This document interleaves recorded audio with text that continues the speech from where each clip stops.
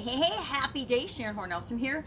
Let's talk about how to use what drives you crazy to supersize your business. Drives you crazy or to drive you crazy is an idiom that's been around. It's an American idiom since the 1900s. It appeared in the 1900s. Driving has long since been associated with controlling things, ever since cars and driving wagons and riding horses and controlling horses, and driving and riding are kind of the same thing. It means control. Backseat drivers, in the driver's seat, driving up a hill, all of those expressions have to do with control. And when we let things outside of us impact us or control us, it can make us crazy. It can make us annoyed, frustrated, just plain confused. And when we're feeling that way, it doesn't really feel good. And so we don't necessarily want to feel that way. We don't want to feel like we're being driven crazy or things are outside of our control.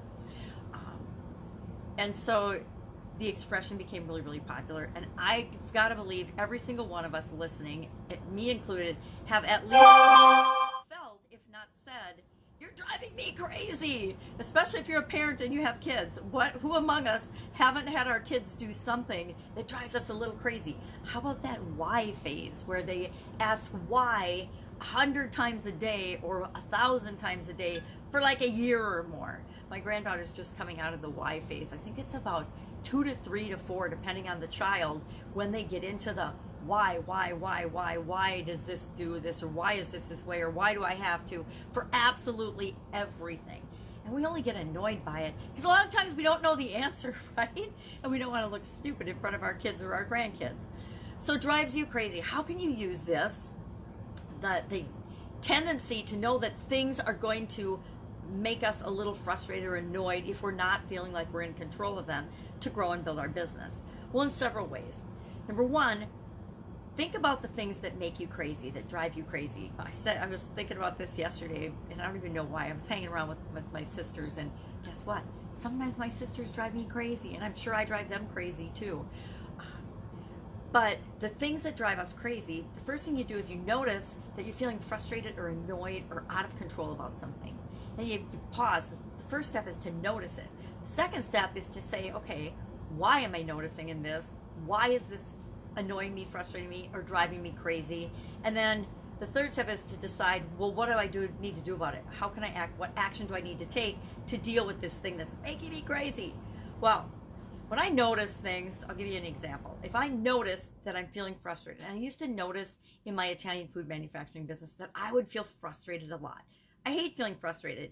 Frustration to me means that I am expecting the way things are right now in the current moment to be different than they are. Well, guess what? They can't be different what they are. They are what they are, right? The situation is what it is right now. And it's usually the result of past everything, past experiences, past thoughts, past beliefs, past behaviors, past actions create what is right now. The results that we're seeing right now. And those results just are what they are. They're not good, they're not bad, they just are what they are. But I'm always going to be judging them. We're always judging and evaluating and questioning everything that we see. And I have to ask myself, okay, well, why am I judging that this should be different than it is? And I realized that I had some beliefs that were false beliefs about frustration, about how other people should behave, about how fast and easily things should happen in my manufacturing business versus how fast they were actually getting done.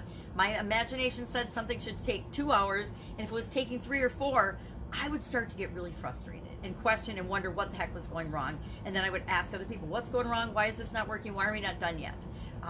One of my most popular phrases was, why are we not done yet?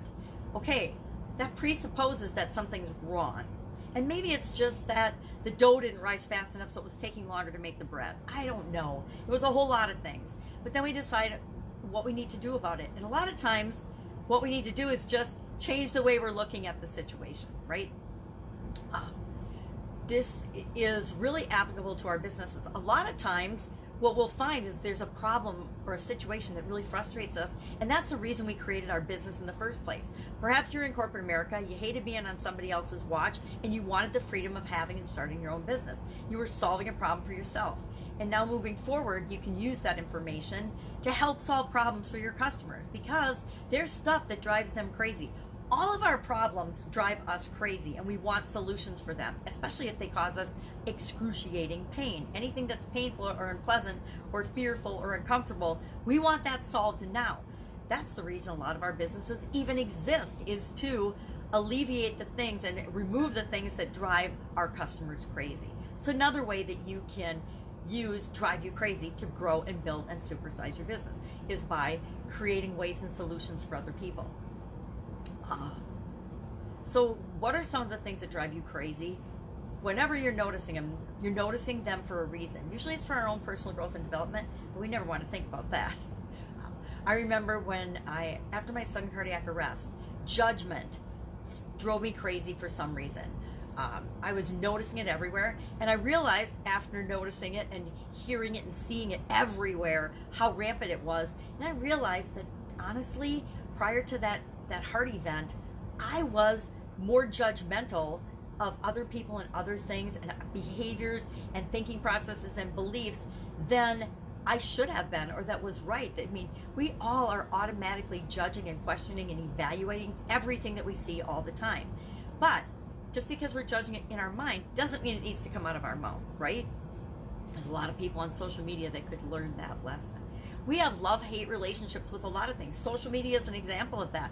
I love social media for the positives that it brings, and the way that the internet and the world has come together. There's so many positive things about that, but there are also negative things about that. Social media has actually increased people's sense of disconnection and loneliness and self-judgment and self-loathing and trying to keep up with the Joneses type behavior and things like that. And that's not necessarily a good thing. It's increased, bullying. Cyberbullying has actually gotten worse, and judgment and treating other people in inappropriate ways has actually gotten worse because of social media, not better.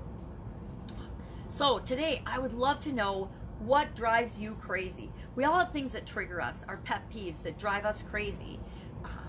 I still have a lot of them, and I think it's funny. I was thinking about my daughter and I used to make up words for things that when we couldn't think of words. It was just a game we played. And one of the words we made up was yummalicious, a long, long time ago.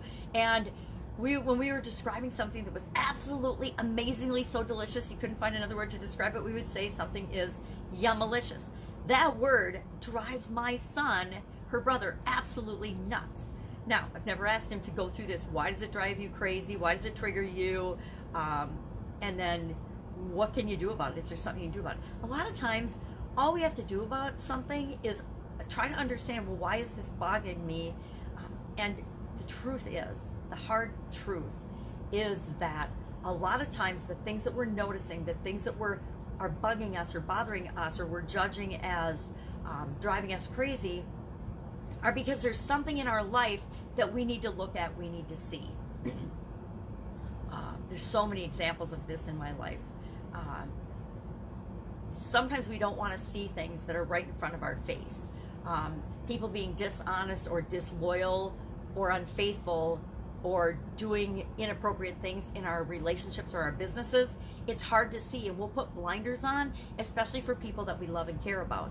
But sometimes those people are doing things that are very, very bad for us personally and for our businesses and for our lives, and we don't want to see that.